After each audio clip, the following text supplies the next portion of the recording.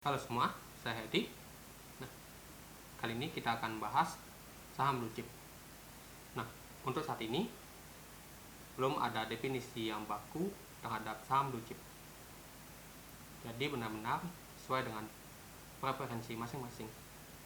Bagi saya, saham blue chip atau yang lebih tepatnya saham blue chip yang layak investasi memiliki 4 kriteria.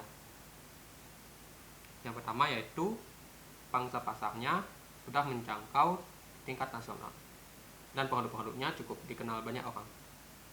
Kemudian yang kedua, kinerjanya stabil dan cenderung mengalami pertumbuhan. Yang ketiga, harus under value.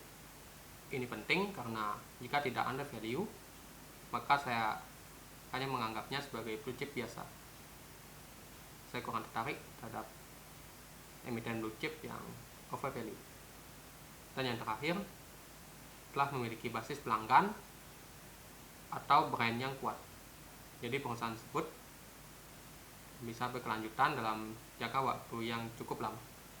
Melihat banyak emiten, khususnya blue chip yang tengah mengalami penurunan kinerja, tentu saya sendiri pun juga mengalami kesulitan untuk menemukan emiten blue chip yang menarik.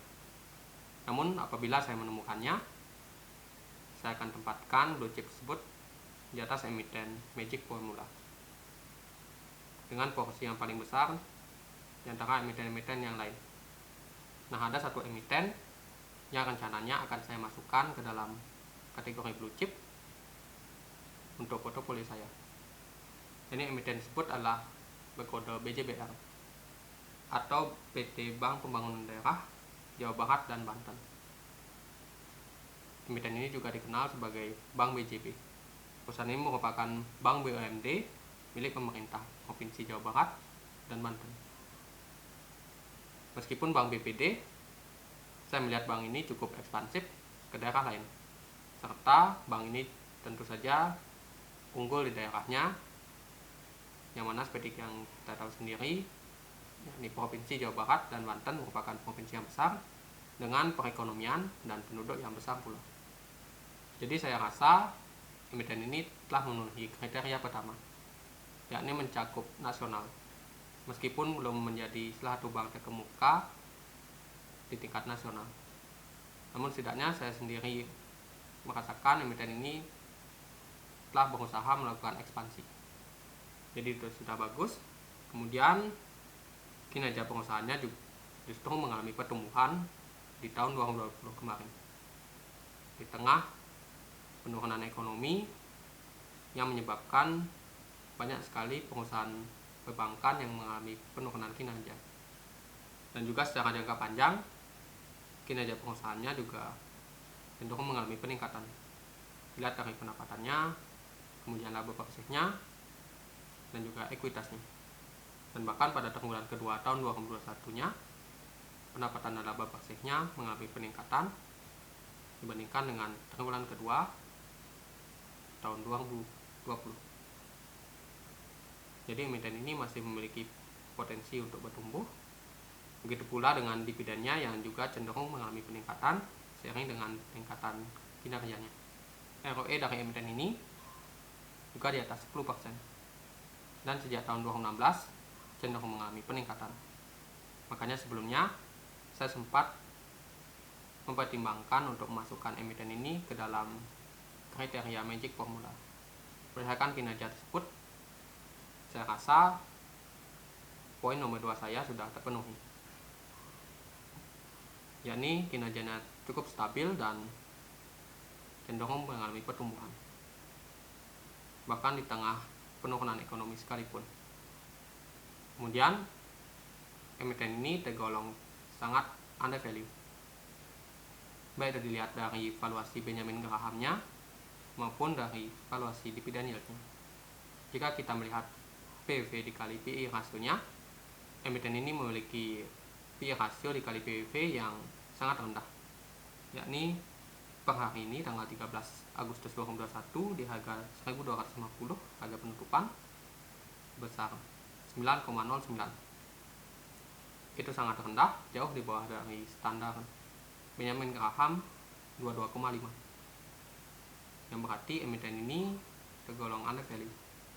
kita bisa melihat dari historinya, emiten ini sempat mengalami bullish atau peningkatan harga yang tajam di tahun 2016. Namun pada akhirnya mengalami koreksi dalam jangka panjang yang kembali ke titik valuasi undervalue-nya. Dan secara historis, dividen yield-nya hampir selalu di atas 3%. Dividen yield-nya pernah di bawah 3% ketika periode bullish kemarin. Dan bahkan saat ini, di harga penutupan hari ini, 13 Agustus 2021, dividen yield-nya tepat di angka 7%, berdasarkan dividen yang terakhir. Jadi dari dividen, emiten ini tergolong undervalue, dan bahkan dividennya terus mengalami peningkatan ketika kinerjanya mengalami peningkatan pula. Jadi emiten ini telah memenuhi kriteria undervalue saya. Dan yang terakhir, Bank BPD. Seperti Bank BPD pada umumnya, bank ini kerap digunakan oleh pemerintah daerah, termasuk para ASN dan pensiunan.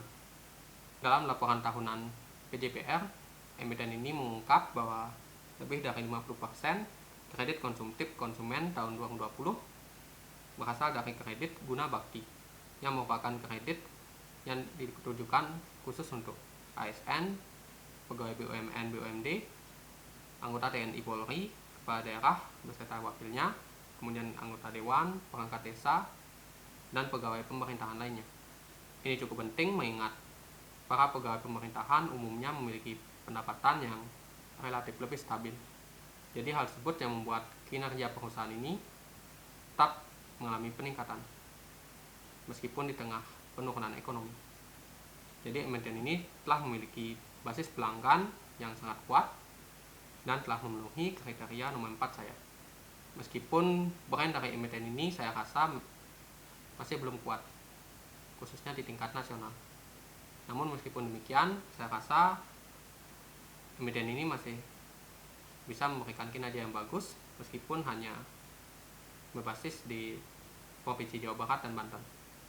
Dan dilihat dari risikonya, kita mulai dari rasio kepemilikan publiknya yang sudah di atas 7,5%,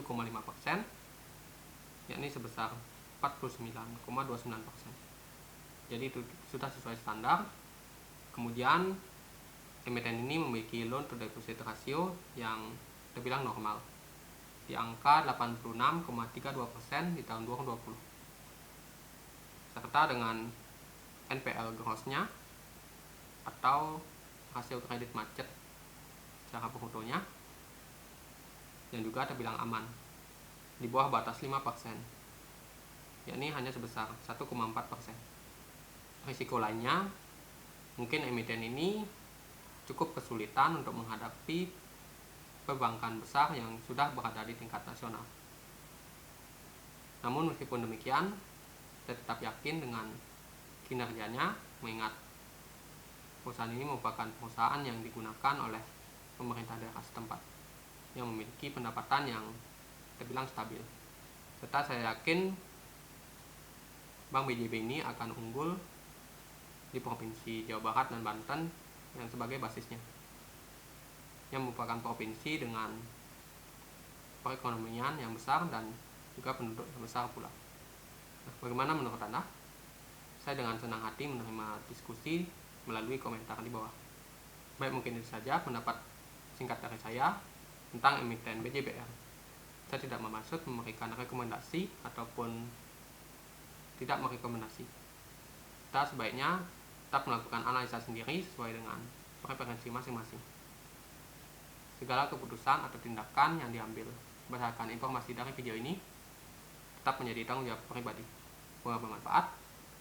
Terima kasih sudah menonton, dan sampai jumpa di video berikutnya.